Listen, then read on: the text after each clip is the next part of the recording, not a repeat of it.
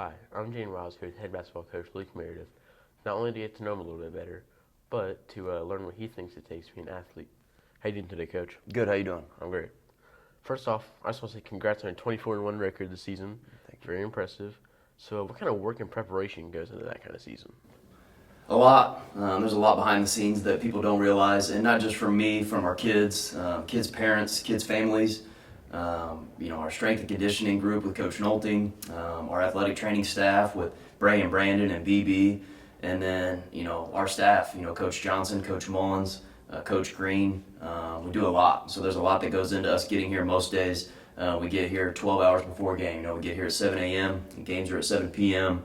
Practices throughout the course of the week. But really, our season for next year is going to start June 3rd. So as we start June 3rd, we have youth camp. We're going to start playing games in June. We'll play about 20 games in June. And then we have our summer off-season workouts, our fall off-season workouts, and then our first day, November 11th. So there's a lot that goes into what you guys see in that product on the court, but prior planning prevents poor performance. So obviously, a win or a win on a game or a good season comes down to how well the players play. Mm-hmm. But I think it comes down to more how bad they truly want it. Mm-hmm. Where do you think that comes from in athletes?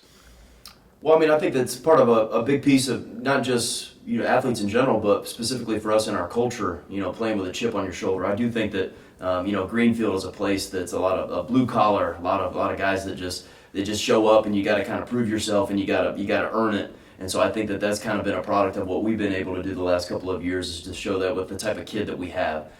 So these kids, when we show up, we talk about energy as the equalizer, and we talk about bring the juice and all of those things. But once again, those are just slogans on a T-shirt. But if that's the culture that you bring, and that's what we do in all facets of life, just go and getting it. Tom Brady says fish don't just jump in the boat. You got to go get it. So for us, we talk about that a lot. You got to empty your bucket. And these are all just slogans, but just show up and give us everything that you got, because the wins aren't just going to happen. They're not just going to be given to you. The fish aren't going to jump in the boat. You got to go take it. So, I want to kind of step away a little bit. So, how'd you get into basketball, and how did that transition to coaching?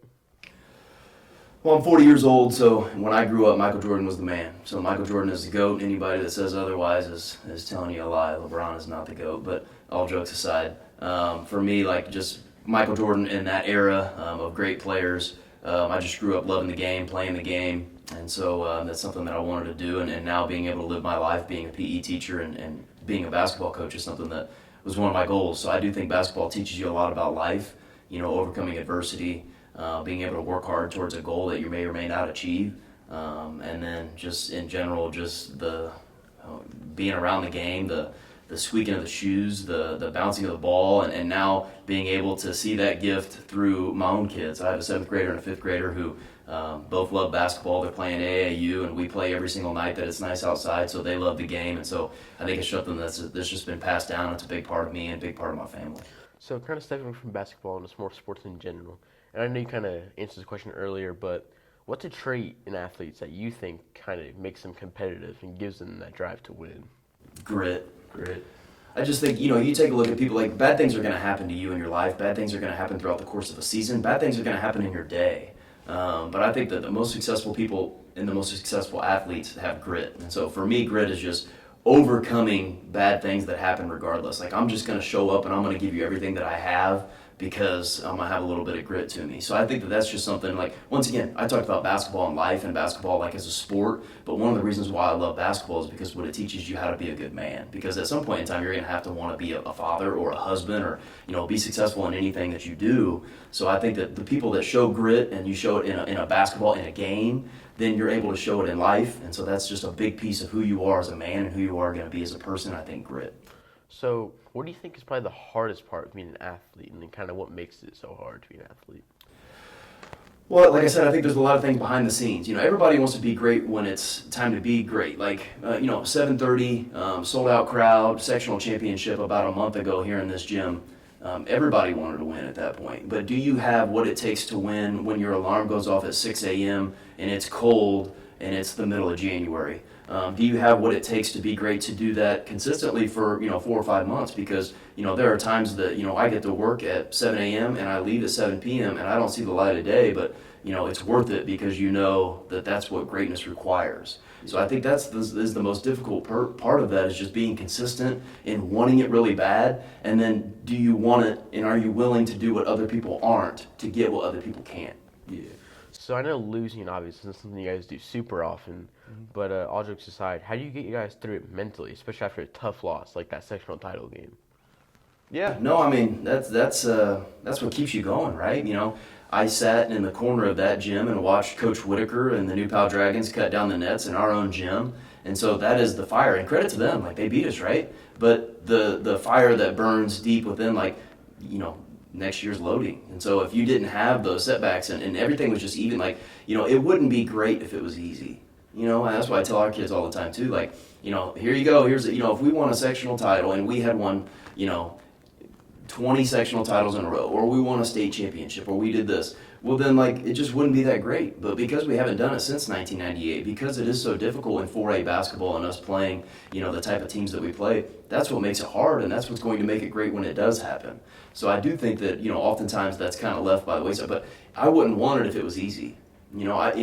Before we got this job, we had not had a winning season, one out of the last 15 years. So for us, we've had these consecutive stacking winning seasons, but we want to keep stacking years and we want to do great things. But I wouldn't want it if it was given to us. I wouldn't want it if it was easy. So I think that that's a big piece of just you gotta have want hard things, and you gotta choose hard. So what do you think after a tough loss is probably the worst mentality any athlete can have after a tough loss? Oh, quitting, right? I mean, you don't lose, you learn. Those people that quit, I had a high school coach that, he talked about just quitting. You quit in this drill, you're going to quit on your family, and you'd be like, dang, okay. Or he'd be like, man, you're going to cheat here, you're going to cheat on your wife. And you'd be like, dang, dude, that's really deep. But those types of things, aspects that you bring into your everyday life, oh, okay, well, I mean, if cheating is something that becomes easy for you, then you're more likely to do it. If quitting is something that becomes easy to you, then you're more likely to do it. So, if those losses don't burn you up, if you don't cry, if you don't have a little bit of okay, I'm ready to go in you, then maybe you're not the type of guy that's fit for Greenfield Central boys basketball, because that's part of life, and that's something that we want kids to have, that burn and that fire, and that this is not okay. I don't like this feeling. I love to win, but I hate losing more than anything. So kind of flipping that question, what do you think after a tough loss is probably the best mentality any athlete could really have? When do we get back in the gym? When's practice? How do I take care of my body after a game? And then what time's practice, coach? How early can I get in here to get shots up and work on my game so this doesn't happen again? So I know you said you're a man of habit, same thing for lunch every day, 50 push-ups every day. How important is it for athletes to have good habits like that? Well, I think an aspect of your habits is daily, who you are, you repeatedly do, right? So, every day I get here at 7:20, like you said, I ate the same breakfast, I ate the same lunch, and so, those different types of things are habits. Those, you can have bad habits too, right? You could have a habit of, I gotta vape at this time, or I gotta drink at this time, those habits continually become then you become used to doing that, right? Well, same thing, if you become used to, I'm gonna read for an hour every day before I go to bed, then that becomes a habit, and that's a good thing, because the more you read, the more you learn, the more you know, the better you are, right? Yeah. I'm gonna do 50 push-ups, I'm gonna do this. What if instead of 50 push-ups, I did 100 push-ups, right? And so I think that habits are just something that, I'm a habit guy right now. I don't have my pin in my ear. That's something that has become a part of me. That's a small thing, but it's still a quirk, it's a habit. But people that are trying not to cuss, okay? You say, gosh dang it, you say whatever, whatever stupid things, whatever slang, still becomes a part of you. If you don't want to do it anymore, then you become a habit to not do that. So if you want to be a good person, then have the habits of being a good person. Treat people right, wake up at the same time, get enough rest, eat right, be healthy, do those things that become you. I just think that's a life skill. It's something that if you do it all the time, something that you repeatedly do, then it becomes a habit, and you want those habits to be good habits. So obviously we all know that you care about your players. For that sectional title game, you're helping Braylon put his shoes and socks on when he really hurt his back. How does your team, knowing that it's like a family, how does that kind of contribute to success? Well, I think it's everything about what we do and what our program's about. People play for people. So, like I said, I have two boys. Would I want my boys to play for me, one day? So I always ask myself that same question, but I want those kids to know that I love them.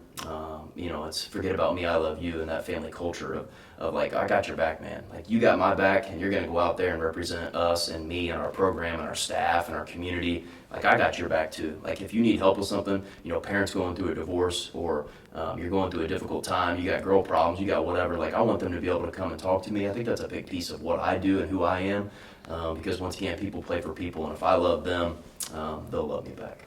So first off, congrats on being named Co-Cannon Coach of the Year. Big stuff. But how does winning like awards like that? How does that contribute to the pressure that is already on?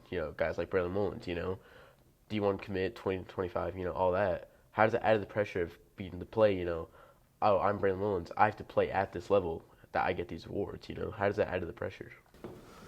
Accolades are cool, but I always talk about surrendering to the outcome. If I know, if I gave everything that I had and we didn't win, which is exactly what happened this year. We won 24 games in a row, which is remarkable, right? We were the only undefeated team in the state of Indiana, and we lost in the sectional championship. But I know in my heart of heart that I gave every single thing that I had, every ounce of energy, everything. I didn't sleep all that entire weekend because I was just trying to make sure I know that I did everything. I didn't have any regrets, and I was going to surrender the outcome regardless of what that was. So that would be my advice to Braylon or Boston or Dallas or whoever else, comes like, don't worry about the outcome. Do everything that you possibly can, and then everything else will just kind of fall on its own. And those kind of accolades, Coach of the Year or Conference Coach of the Year or Braylon winning County Player of the Year, like, those are great, but that's not why we play.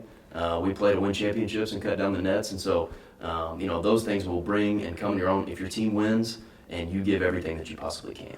So obviously you lost two basketball players this year to graduation, Jacob Hinton and Braden Robinson.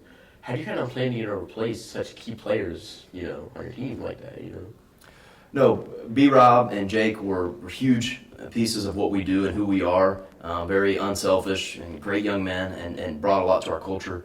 But Cooper Robertson's going to have to step up. Brady Johnson, Tucker Brown. There's a couple other kids that, once again, you play JV or you were a role player on varsity, and now, you got to move up that level. But, we lost 6 seniors the year before when we lost, Dylan Moles and Tyler Kirkhoff, DeJarnett, Owen Anderson, and that group. The next guys just have to step up. And so that training right now is happening. Like we talked about before, we got some sophomores and some young guys that are showing up in the mornings that are working hard, and all they need is an opportunity. And so once they get that opportunity, they got to prove that it's their time. And so once again, this is our culture. This is what we do, and we play a certain way, and we have these certain expectations. And so we need kids that are going to rise to that expectation when they are given their opportunity, and they're certainly going to have their opportunity, and hopefully they're ready to seize it. So as we wrap this up, what kind of legacy do you want to leave at Greenfield Central? How do you want to be remembered? Not just me. It's not about me. I have had 2 guys on my staff the entire time, Josh Johnson and Josh Mullins. So I say we, as in us 3. But more importantly, the players and our legacy of putting Greenfield Central boys basketball back on the map in the state of Indiana. This year was great. We didn't get our ultimate goal of winning a sectional, but I just want our legacy to be like Juice, right? And so I do think that Juice has become synonymous with, the town of Greenfield, but more specifically with our basketball program. If you're juiceless, you're useless. If you're juiceful, you're useful. And that doesn't necessarily have to be for basketball. That could be everything that you do. Just give everything that you have all the time, and somehow it'll find a way to work out. All right, well, thank you for doing this interview. And I'm Jaydin Wiles, Coach Meredith. Thank you for watching.